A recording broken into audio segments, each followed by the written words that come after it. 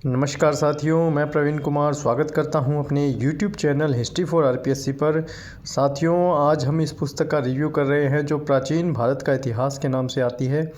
और ये जो है कक्षा 11 की जो रामशरण शर्मा जो है पुस्तक एनसीईआरटी की, उनका पुस्तक का एक सर्वेक्षण है। और ये संकलनकर्ता इसके हैं सुमित जोशी, जो प्राध्यापक इतिहास के पद पर राजस्थान शिक्षा विभाग में कार्यरत हैं। स्वाध्याय पब्लिकेशन से ये पुस्तक प्रकाशित हुई है। और साथियों, मैं अब आपको बताता हूँ कि ये पुस्तक आपको किस किस में काम आएगी और क्या क्या इसकी विषय सूची है और इसमें क्या कुछ है। पेपर क्वालिटी साथियों इस पुस्तक की अच्छी है और आपको जो ये पुस्तक है ये ऑनलाइन मिल जाएगी और ऑफलाइन भी आपको ये मिल जाएगी। इसी के साथ साथियों मैं आपको दिखाता हूँ कि इसके अंदर कौन कौन से चैप्टर हैं। इसमें आप देखिए साथियों, प्रागैतिहासिक काल, भारतीय इतिहास के स्रोत, सिंधु घाटी सभ्यता, वैदिक काल, जैन व बौद्ध संप्रदाय, महाजनपद काल, मौर्य काल, मौर्योत्तर काल, संगम काल, मौर्योत्तर आर्थिक दशा, गुप्तोत्तर काल, गुप्त साम्राज्य, दक्कन और दक्षिण भारत। और फिर एक 14 नंबर जो ये टॉपिक है इन्होंने खुद से ऐड किया है, यह है न्यू एनसीईआरटी फैक्ट्स। अब इसमें आप देख सकते हैं साथियों, अगर आपको रामशरण शर्मा की ओल्ड एनसीईआरटी नहीं पढ़नी है और आपको इस पुस्तक से कवर करना है तो आप 66 पेज के अंदर यानी 66 पेज के अंदर इसे कवर कर पाएंगे। और अब मैं आपको इसका जो मैटर है वो दिखाता हूँ, जिससे आपको मोटा मोटा अंदाज़ा हो जाएगा कि आपको ये किस भर्ती परीक्षा में काम आएगी। वैसे तो साथियों, ये जो आप स्कूल लेक्चरर भर्ती परीक्षा की तैयारी कर रहे हैं और कॉलेज लेक्चरर भर्ती परीक्षा की तैयारी कर रहे हैं, उन दोनों ही भर्ती परीक्षाओं में इतिहास के परिप्रेक्ष्य में, जिसमें प्राचीन भारत का जो मामला आता है और इसके बाद में जैसे पेपर फर्स्ट के अंदर जो है इतिहास आता है, इसके अलावा और कोई भर्ती परीक्षा जैसे आरएएस की भर्ती परीक्षा है, पटवारी की भर्ती परीक्षा है, या फिर आईएएस की भी अगर परीक्षा की आप तैयारी कर रहे हो, प्राचीन काल का थोड़ा बहुत मैटर आपको तैयार करना है तो वो यहाँ से आ जाएगा साथियों। इसमें आप देखें साथियों, तो अब मैं इसमें दिखाता हूँ आपको कि निम्नलिखित में से कौन सा कथन सही नहीं है, ऐसे करके इन्होंने प्रश्न बनाए हैं। फिर सी नंबर इसका उत्तर है कि प्राक आर्य जातीय उपादान और कार्य सांस्कृतिक उपादान यूनानी सभ्यता की देन थी। ये जो है ये गलत हो गया। ऐसे ही प्रश्न है। फिर आगे इन्होंने व्याख्या करी है।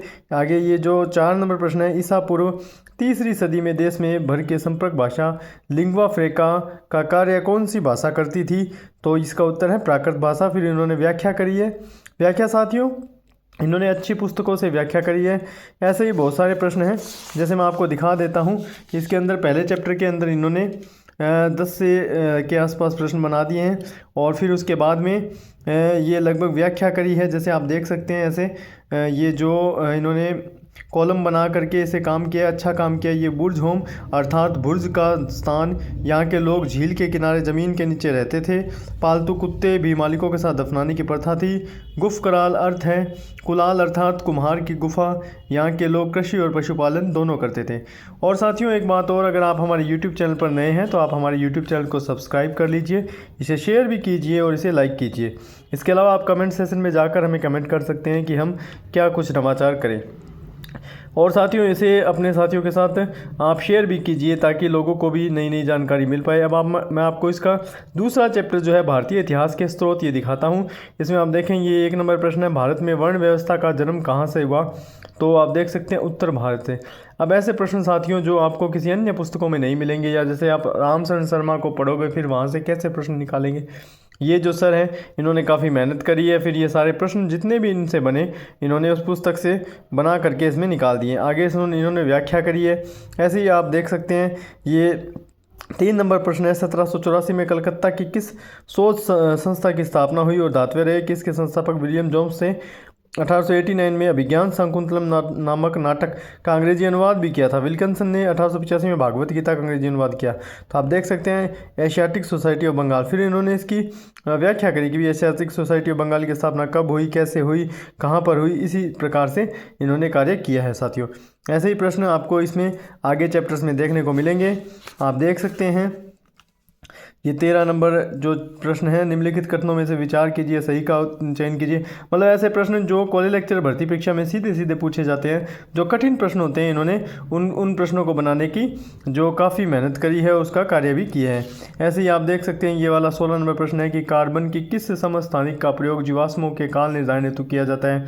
फिर इसका उत्तर है C14 आपको सभी को पता है, ये तो एक इजी प्रश्न है। हालांकि और भी बहुत सारे प्रश्न जो एग्ज़ाम में आते हैं और एग्ज़ाम के परिप्रेक्ष्य में इम्पोर्टेंस है, उस हिसाब से इन्होंने काफ़ी सारे प्रश्न बनाए हैं। अब आप देखिए दूसरा चैप्टर चल रहा है और इसमें लगभग इन्होंने 30 प्रश्न बनाए हैं। फिर ये लास्ट में जो है 31 प्रश्न इन्होंने इसमें बनाए हैं कि भी निम्नलिखित में से कौन सा विकल्प सत्य है। ऐसे प्रश्न साथियों आपको अच्छे से पता है कि कॉलेज लेक्चर भर्ती परीक्षा या स्कूल लेक्चर भर्ती परीक्षा जो है उनमें प्रश्न पूछे जाते हैं। आगे देखें साथियों, ये सिंधु घाटी सभ्यता जो 3 नंबर इनका चैप्टर है। फिर आप देख सकते हैं हड़प्पा सभ्यता किस युग की सभ्यता है। गौरतलब है कि त्रिभुज के आकार में फैली सभ्यता का क्षेत्रफल लगभग 1,2,9,9,6,0,0 वर्ग किलोमीटर है। और फिर ऐसे इसका उत्तरकांस्य युग हो गया। ऐसे ही बहुत सारे प्रश्न साथियों जितने इनसे बन पाए इन्होंने कर दिया काम। जैसे इनकी 2 और 3 पुस्तकें और भी आती है और अभी वर्ल्ड हिस्ट्री की भी एक पुस्तक आने वाली है जो पुरानी एनसीईआरटी के ऊपर बेस्ड है। जो साथी पुरानी एनसीईआरटी और नई एनसीईआरटी नहीं पढ़ पा रहे हैं, जिनके पास अवेलेबल नहीं है, वो ये वाली पुस्तकें इनके साथ जा सकते हैं। इनमें प्रश्न बने बनाए आपको मिल जाएंगे और इससे क्या होगा कि आपका कार्य चल जाएगा।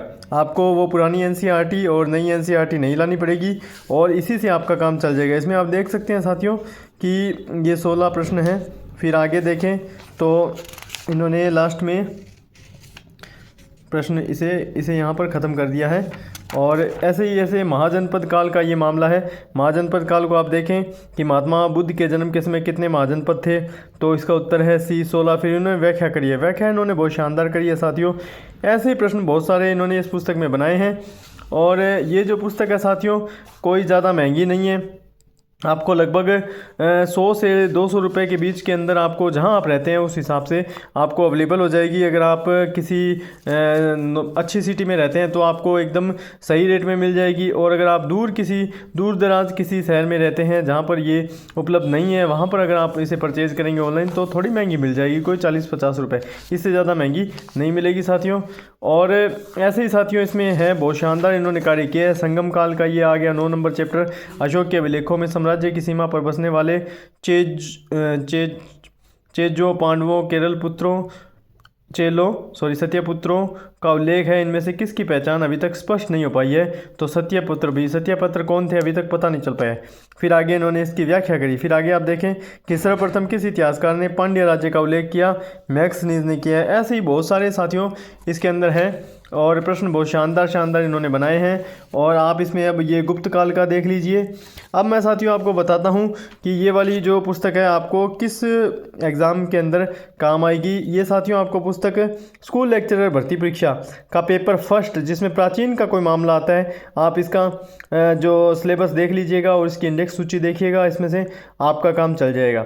अगर आप कॉलेज लेक्चरर भर्ती परीक्षा और स्कूल लेक्चरर भर्ती परीक्षा इतिहास के परिप्रेक्ष्य में तैयारी करते हैं तो उससे भी आप अगर प्राचीन का थोड़ा बहुत मामला आपको पढ़ना है, जैसे कॉलेज लेक्चरर के लिए तो अब आप इसको अब तो नहीं पढ़ सकते, आगे फ्यूचर में जो भर्ती आएगी उसमें आप पढ़ सकते हैं। क्यों, अभी तो ये पेपर होने ही वाला है।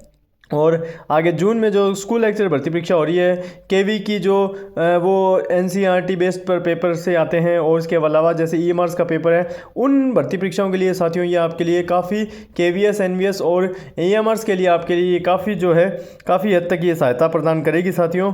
और मुझे पता है कि भी इनमें से प्रश्न आएंगे। क्योंकि इन्होंने जो है मूल किताबों को उठा करके इसका कार्य किया है। इससे पहले इंसर की ऐसी 2 या 3 पुस्तकें पहले से आ चुकी है जो नई एनसीईआरटी के ऊपर बेस्ड है। और एक अभी भर्ती परीक्षा के लिए जो वर्ल्ड हिस्ट्री की किताब है वो ऐसे ही जो पुरानी वाली है उसके ऊपर आ रही है, अभी कुछ ही दिनों में पब्लिश हो जाएगी। उसकी सूचना हम हमारे टेलीग्राम चैनल पर आपको दे देंगे, तो आप वहां से भी इसे देख सकते हैं। इसी के साथ साथियों आप हमारे चैनल को सब्सक्राइब कीजिए, शेयर कीजिए, लाइक कीजिए। बहुत बहुत शुक्रिया साथियों आपका।